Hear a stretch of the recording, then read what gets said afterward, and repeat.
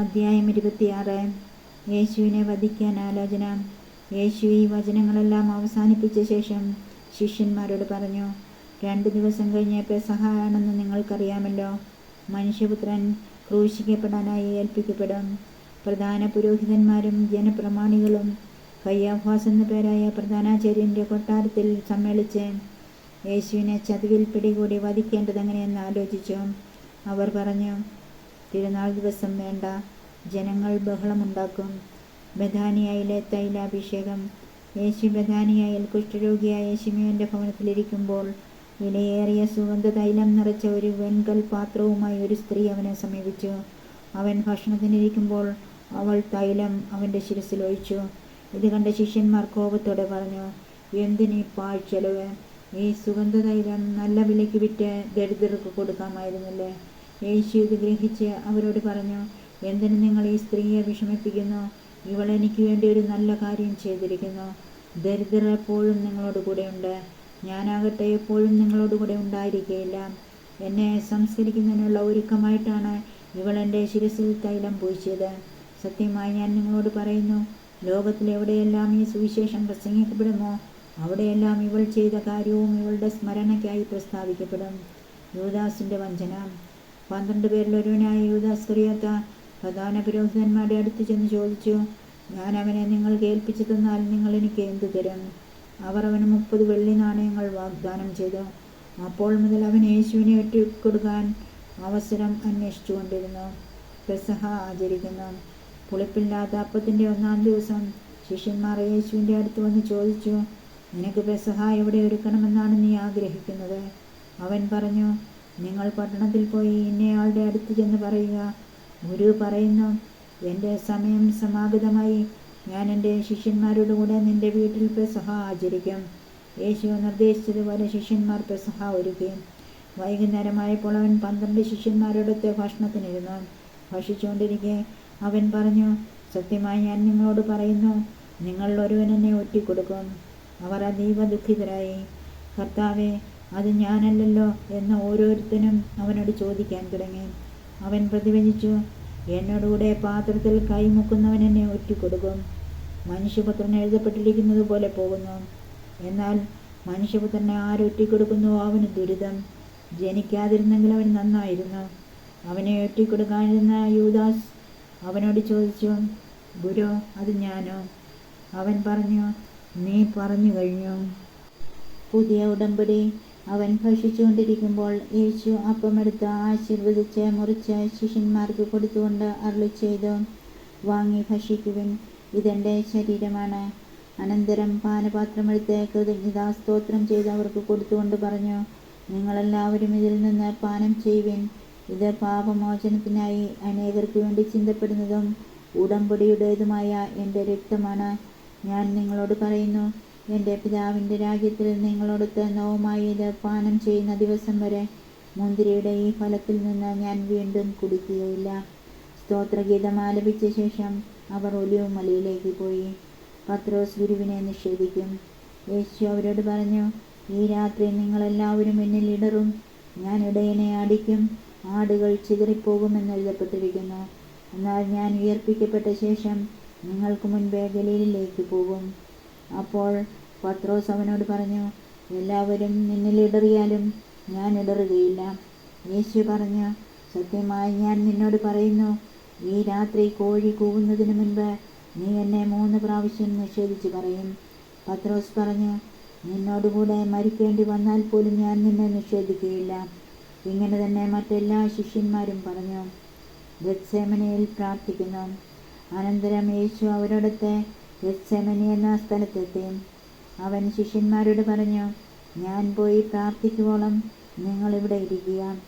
അവൻ പത്രോസിനെയും സെബദിയുടെ 7 പുത്രന്മാരെയും കൂടെ കൊണ്ടുപോയി. ദുഃഖിക്കാനും അസ്വസ്ഥനാകാനും തുടങ്ങി. അവൻ അവരോട് പറഞ്ഞു, തീവ്ര ദുഃഖത്താൽ ഞാൻ മരണത്തോളം എത്തിയിരിക്കുന്നു. നിങ്ങൾ എന്നോട് തുണർന്നിരിക്കുക. അവൻ അല്പദൂരം മുന്നോട്ട് ചെന്ന് കമിഴ്ന്നു വീണ് പ്രാർത്ഥിച്ചു, എൻ്റെ പിതാവേ, സാധ്യമെങ്കിൽ ഈ പാനപാത്രം എന്നിൽ നിന്ന് അകന്നു പോകട്ടെ. എങ്കിലും എൻ്റെ ഹിതം പോലെയല്ല, അവിടുത്തെ ഹിതം പോലെയാകട്ടെ. അനന്തരം അവൻ ശിഷ്യന്മാരുടെ അടുത്തേക്ക് വന്നു.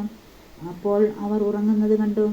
അവൻ പത്രോസിനോട് ചോദിച്ചു, എന്നോടുകൂടെ 1 മണിക്കൂർ ഉണർന്നിരിക്കാൻ നിങ്ങൾക്ക് കഴിഞ്ഞില്ലേ? പ്രലോഭനത്തിൽ അകപ്പെടാതിരിക്കാൻ നിങ്ങൾ ഉണർന്നിരുന്ന് പ്രാർത്ഥിക്കുവിൻ. ആത്മാവ് സന്നദ്ധമെങ്കിലും ശരീരം ബലഹീനമാണ്. 2-ാം പ്രാവശ്യവും അവൻ പോയി പ്രാർത്ഥിച്ചു, എൻ്റെ പിതാവേ, ഞാൻ കുടിക്കാതെ ഇത് കടന്നു പോകുകയില്ലെങ്കിൽ അങ്ങയുടെ ഹിതം നിറവേറട്ടെ. അവൻ വീണ്ടും വന്നപ്പോൾ അവർ ഉറങ്ങുന്നത് കണ്ടു. അവരുടെ കണ്ണുകൾ നിദ്രാഭാരമുള്ളവയായിരുന്നു. അവൻ അവരെ വിട്ട് 3-ാം പ്രാവശ്യവും പോയി അതേ പ്രാർത്ഥന ആവർത്തിച്ചു.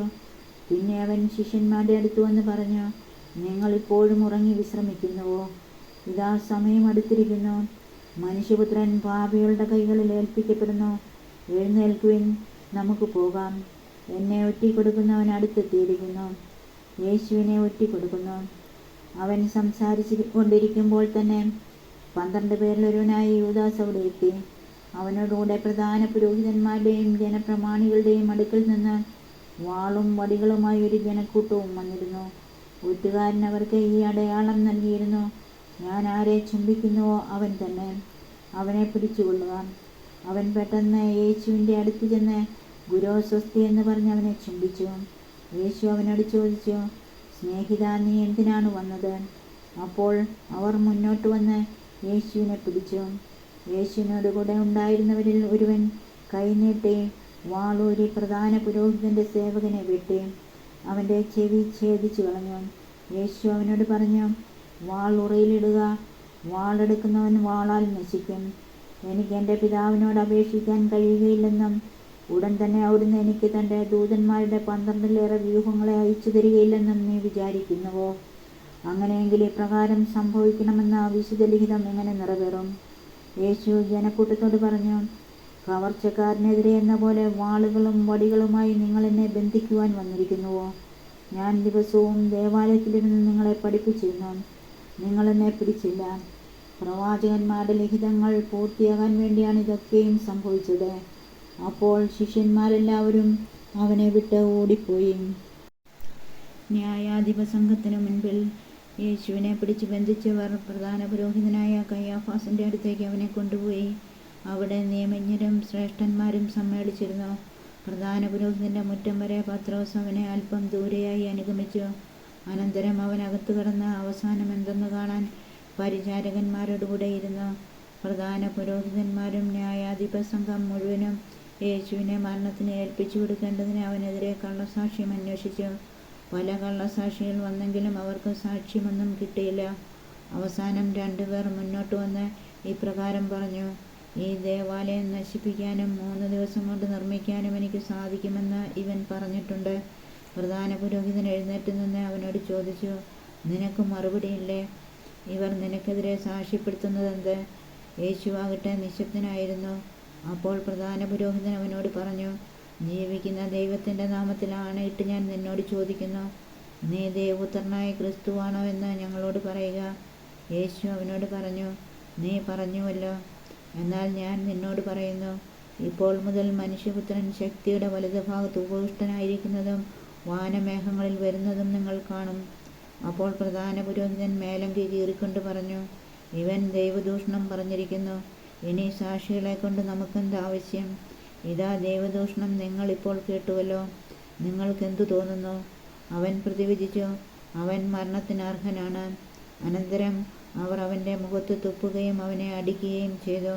ക്രിസ്തുവേ, നിന്നെ അടിച്ചതാരെന്ന് ഞങ്ങളോട് പ്രവചിക്കുക എന്ന് പറഞ്ഞുകൊണ്ട് മറ്റു ചിലർ അവൻ്റെ കരണത്തടിച്ചു. പത്രോസ് യേശുവിനെ തള്ളിപ്പറയുന്നു. പത്രോസ് പുറത്ത് മുറ്റത്തിരിക്കുകയായിരുന്നു. ഒരു പരിചാരിക അവനെ സമീപിച്ച്, നീയും ആ ഗലീലക്കാരനായ യേശുവിനോടുകൂടെ ആയിരുന്നല്ലോ എന്ന് പറഞ്ഞു. നീ പറയുന്നത് എന്താണെന്ന് ഞാൻ അറിയുന്നില്ല എന്ന് അവരുടെ എല്ലാം മുൻപാകെ അവൻ നിഷേധിച്ച് പറഞ്ഞു. അവൻ കവാടത്തിലേക്ക് പോയപ്പോൾ മറ്റൊരു പരിചാരിക അവനെ കണ്ടു. അവൾ അടുത്തു നിന്നവരോട് പറഞ്ഞു, ഈ മനുഷ്യനും നസ്രായനായ യേശുവിൻ്റെ കൂടെയായിരുന്നു. ഞാൻ അവനെ അറിയുകയില്ല എന്ന് അവന് വീണ്ടും ആണയിട്ട് നിഷേധിച്ചു.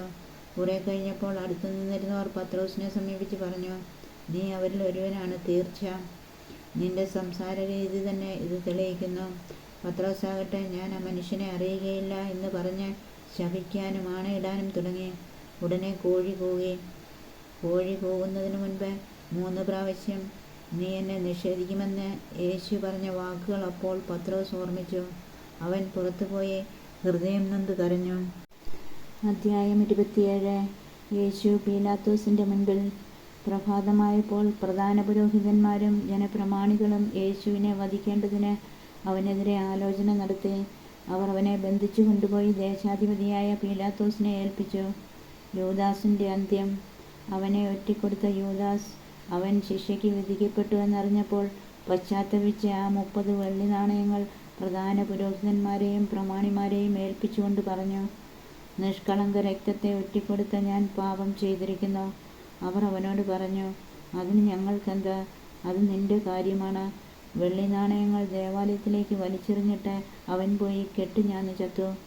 പ്രധാന പുരോഹിതന്മാർ ആ വെള്ളി നാണയങ്ങൾ എടുത്തുകൊണ്ട് പറഞ്ഞു, ഇത് രക്തത്തിൻ്റെ വിലയാകയാൽ ഭണ്ഡാരത്തിൽ നിക്ഷേപിക്കുന്നത് അനുവദനീയമല്ല. അതുകൊണ്ട് അവർ കൂടി ആലോചിച്ച് ആ പണം കൊടുത്ത് വിദേശീയരെ സംസ്കരിക്കാൻ വേണ്ടി കുശവൻ്റെ പറമ്പ് വാങ്ങി. അതിന്നും രക്തത്തിൻ്റെ പറമ്പ് എന്നറിയപ്പെടുന്നു. പ്രവാചകനായ ജെറമ്യാ വഴി അരുളി ചെയ്യപ്പെട്ടത് അപ്പോൾ പൂർത്തിയായി. അവൻ്റെ വിലയായി ഇസ്രായേൽ മക്കൾ നിശ്ചയിച്ച 30 വെള്ളി നാണയങ്ങളെടുത്ത് കർത്താവ് എന്നോട് കൽപ്പിച്ചതുപോലെ അവർ കുശവൻ്റെ പറമ്പിനായി കൊടുത്തു. വിചാരണയും വിധിയും. യേശു ദേശാധിപതിയുടെ മുൻപിൽ നിന്നു. ദേശാധിപതി ചോദിച്ചു, നീ യഹൂദന്മാരുടെ രാജാവാണോ? യേശു പറഞ്ഞു, നീ തന്നെ പറയുന്നുവല്ലോ. പ്രധാന പുരോഹിതന്മാരും പ്രമാണികളും അവൻ്റെ മേൽ കുറ്റം ആരോപിച്ചപ്പോൾ അവൻ ഒരു മറുപടിയും പറഞ്ഞില്ല. പീലാത്തോസ് വീണ്ടും ചോദിച്ചു, അവർ എന്തെല്ലാം കാര്യങ്ങൾ നിനക്കെതിരെ സാക്ഷ്യപ്പെടുത്തുന്നു എന്ന് നീ കേൾക്കുന്നില്ലേ? എന്നാൽ അവൻ ഒരു ആരോപണത്തിന് പോലും മറുപടി പറഞ്ഞില്ല. തന്നിമിത്തം ദേശാധിപതി അത്യധികം ആശ്ചര്യപ്പെട്ടു. ജനക്കൂട്ടം ആഗ്രഹിക്കുന്ന ഒരു തടവുകാരനെ ദേശാധിപതി തിരുനാളിൽ അവർക്ക് വിട്ടുകൊടുക്കുക പതിവായിരുന്നു. അന്ന് അവർക്ക് ബറാബാസ് എന്നു പേരുള്ള കുപ്രസിദ്ധനായ ഒരു തടവുപുള്ളി ഉണ്ടായിരുന്നു. അതുകൊണ്ട് അവർ ഒരുമിച്ച് കൂടിയപ്പോൾ പീലാത്തോസ് ചോദിച്ചു, ഞാൻ ആരെ വിട്ടുതരണമെന്നാണ് നിങ്ങൾ ആഗ്രഹിക്കുന്നത്? ബറാബാസിനെയോ ക്രിസ്തു എന്ന് വിളിക്കപ്പെടുന്ന യേശുവിനെയോ? അസൂയ നിമിത്തമാണ് അവർ അവനെ ഏൽപ്പിച്ചു കൊടുത്തതെന്ന് അവൻ അറിഞ്ഞിരുന്നു. മാത്രമല്ല, അവൻ ന്യായാസനത്തിൽ ഉപവിഷ്ടനായിരിക്കുമ്പോൾ അവൻ്റെ ഭാര്യ അവൻ്റെ അടുത്തേക്ക് ആളയച്ചറിയിച്ചു, ആ നീതിമാൻ്റെ കാര്യത്തിൽ ഇടപെടരുത്. അവൻ മൂലം സ്വപ്നത്തിൽ ഞാൻ ഇന്ന് വളരെയേറെ ക്ലേശിച്ചു. പ്രധാന പുരോഹിതന്മാരും പ്രമാണികളും ബറാബാസിനെ വിട്ടുതരാനും യേശുവിനെ നശിപ്പിക്കാനും ആവശ്യപ്പെടാൻ ജനങ്ങളെ പ്രേരിപ്പിച്ചു. ദേശാധിപതി വീണ്ടും അവരോട് ചോദിച്ചു, ഇവരിൽ ആരെ വിട്ടുതരണമെന്നാണ് നിങ്ങൾ ആഗ്രഹിക്കുന്നത്? അവർ പറഞ്ഞു, ബറാബാസിനെ. പീലാത്തോസ് അവരോട് ചോദിച്ചു, അപ്പോൾ ക്രിസ്തു എന്ന് വിളിക്കപ്പെടുന്ന യേശുവിനെ ഞാൻ എന്തു ചെയ്യണം? എല്ലാവരും പറഞ്ഞു, അവനെ ക്രൂശിക്കുക. അവൻ അവരോട് ചോദിച്ചു, അവൻ എന്ത് തിന്മയാണ് ചെയ്തത്? അപ്പോൾ അവർ കൂടുതൽ ഉച്ചത്തിൽ വിളിച്ചു പറഞ്ഞു, അവനെ ക്രൂശിക്കുക. ബഹളം വർദ്ധിക്കുന്നതല്ലാതെ പ്രയോജനമൊന്നും ഉണ്ടാവുന്നില്ലെന്ന് മനസ്സിലാക്കിയ പീലാത്തോസ് വെള്ളമെടുത്ത് ജനങ്ങളുടെ മുൻപിൽ വെച്ച് കൈ കഴുകിക്കൊണ്ട് പറഞ്ഞു, ഈ നീതിമാൻ്റെ രക്തത്തിൽ എനിക്ക് പങ്കില്ല. അത് നിങ്ങളുടെ കാര്യമാണ്. അപ്പോൾ ജനം മുഴുവൻ മറുപടി പറഞ്ഞു, അവൻ്റെ രക്തം ഞങ്ങളുടെ മേലും ഞങ്ങളുടെ സന്തതികളുടെ മേലും ആയിക്കൊള്ളട്ടെ. അപ്പോൾ അവൻ ബറാബാസിനെ അവർക്ക് വിട്ടുകൊടുക്കുകയും യേശുവിനെ ചമ്മട്ടി കൊണ്ട് അടുപ്പിച്ച് ക്രൂശിക്കാൻ ഏൽപ്പിച്ചു കൊടുക്കുകയും ചെയ്തു. യേശുവിനെ പരിഹസിക്കുന്നു. അനന്തരം ദേശാധിപതിയുടെ പടയാളികൾ യേശുവിനെ പ്രത്തോറിയത്തിലേക്ക് കൊണ്ടുപോയി. സൈന്യവിഭാഗത്തെ മുഴുവൻ അവനെതിരെ അണിനിരത്തി. അവർ അവൻ്റെ വസ്ത്രം ഉരിഞ്ഞുമാറ്റി ഒരു ചുവന്ന പുറങ്കുപ്പായം അണിയിച്ചു. ഒരു മുൾക്കിരീടം മടഞ്ഞ് അവൻ്റെ ശിരസിൽ വെച്ചു. വലതു കൈയിലൊരു ഞാങ്കണയും കൊടുത്തു. അവൻ്റെ മുമ്പിൽ മുട്ടുകുത്തിക്കൊണ്ട് യഹൂദരുടെ രാജാവേ സ്വസ്തി എന്ന് പറഞ്ഞ് അവർ അവനെ പരിഹസിച്ചു. അവർ അവൻ്റെ മേൽ തുപ്പുകയും ഞാങ്കണയെടുത്ത് അവൻ്റെ ശിരസിൽ അടിക്കുകയും ചെയ്തു.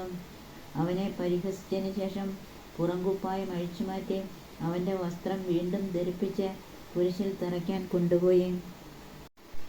യേശുവിനെ കുരിശിൽ തറയ്ക്കുന്നു. അവർ പോകുന്ന വഴി ശിമയോൻ എന്ന ഒരു കിറേനക്കാരനെ കണ്ടുമുട്ടി. യേശുവിൻ്റെ കുരിശ് ചുമക്കാൻ അവർ അവനെ നിർബന്ധിച്ചു. തലയോടിടമെന്നർത്ഥമുള്ള ഗോൽഗോഥായിലെത്തിയപ്പോൾ അവർ അവനെ കയ്പ് കലർത്തിയ വീഞ്ഞ് കുടിക്കാൻ കൊടുത്തു. അവൻ അത് രുചിച്ചു നോക്കിയെങ്കിലും കുടിക്കാൻ ഇഷ്ടപ്പെട്ടില്ല. അവനെ കുരിശിൽ തറച്ചതിന് ശേഷം അവർ അവൻ്റെ വസ്ത്രങ്ങൾ കുറിയിട്ട് ഭാഗിച്ചെടുത്തു. അനന്തരം അവർ അവിടെ അവന് കാവലിരുന്നു. ഇവൻ യഹൂദരുടെ രാജാവായ യേശുവാണ് എന്ന ആരോപണം അവർ അവൻ്റെ ശിരസിന് മുകളിൽ എഴുതി വെച്ചു.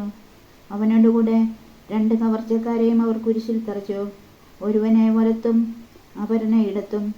അതിലെ കടന്നുപോയവർ തലകുലുക്കിക്കൊണ്ട് അവനെ ദൂഷിച്ചു പറഞ്ഞു, ദേവാലയം നശിപ്പിച്ച് 3 ദിവസം കൊണ്ടത് പണിയുന്നവനെ, നിന്നെ തന്നെ രക്ഷിക്കുക.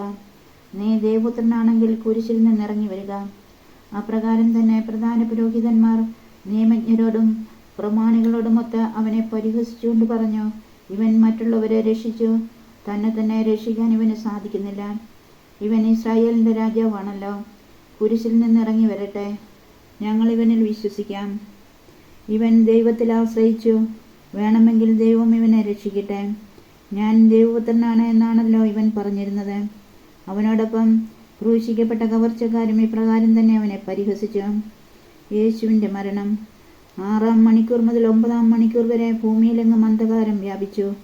ഏകദേശം 9-ാം മണിക്കൂറായപ്പോൾ യേശു ഉച്ചത്തിൽ നിലവിളിച്ചു, ഏലി ഏലി ലമ സബക്താനി, അതായത് എൻ്റെ ദൈവമേ എന്തുകൊണ്ട് നീ എന്നെ ഉപേക്ഷിച്ചു. അടുത്തു നിന്നിരുന്നവരിൽ ചിലർ ഇത് കേട്ട് പറഞ്ഞു, അവൻ ഏലിയായെ വിളിക്കുന്നു. ഉടനെ അവരിൽ ഒരാൾ ഓടിച്ചെന്ന് നീർപ്പഞ്ഞിയെടുത്ത് വിനാഗിരിയിൽ മുക്കി ഒരു ഞാങ്കണമേൽ ചുറ്റി അവന് കുടിക്കാൻ കൊടുത്തു. അപ്പോൾ മറ്റുള്ളവർ പറഞ്ഞു, നിൽക്കൂ, ഏലിയ വന്നവനെ രക്ഷിക്കുമോ എന്ന് കാണട്ടെ. യേശു ഉച്ചത്തിൽ നിലവിളിച്ചുകൊണ്ട് ജീവൻ വെടിഞ്ഞു. അപ്പോൾ ദേവാലയത്തിലെ തിരശ്ശീല മുകൾ മുതൽ താഴെ വരെ 2ആയി കീറി. ഭൂമി കുലുങ്ങി, പാറകൾ പിളർന്നു, ശവകുടീരങ്ങൾ തുറക്കപ്പെട്ടു. നിദ്ര പ്രാപിച്ചിരുന്ന പരവിശുദ്ധരുടെയും ശരീരങ്ങൾ ഉയർപ്പിക്കപ്പെട്ടു. അവൻ്റെ പുനരുദ്ധാനത്തിന് ശേഷം അവർ ശവകുടീരങ്ങളിൽ നിന്ന് പുറത്തു വന്ന് വിശുദ്ധ നഗരത്തിൽ പ്രവേശിച്ച് പലർക്കും കാണപ്പെട്ടു. യേശുവിനെ കാവൽ നിന്നിരുന്ന ശതാധിപനും അവൻ്റെ കൂടെ ഉണ്ടായിരുന്നവരും ഭൂകമ്പവും മറ്റു സംഭവങ്ങളും കണ്ട് അത്യധികം ഭയപ്പെട്ടു. സത്യമായും ഇവൻ ദൈവപുത്രനായിരുന്നു എന്ന് പറഞ്ഞു.